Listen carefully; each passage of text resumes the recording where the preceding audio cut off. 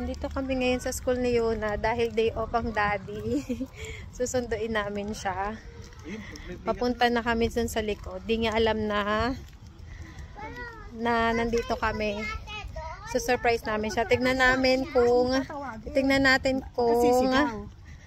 anong reaction niya. May mga ano na dito. Pwede, dapat pala kanina pa tayo dito na. Naglaro ka na dyan, no?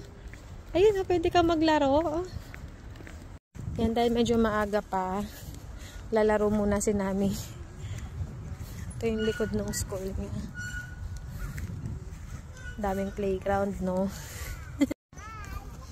Ayan na, lalabas na si ate. Tingnan na natin. Dito ba tayo? Na.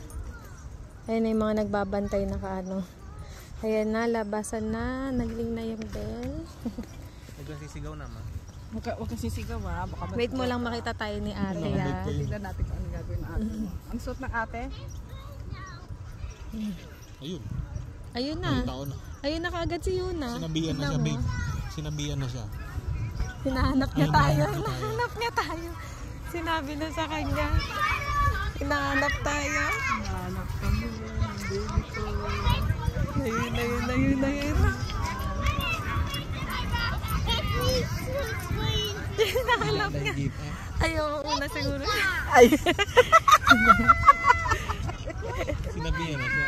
Sinabihan na.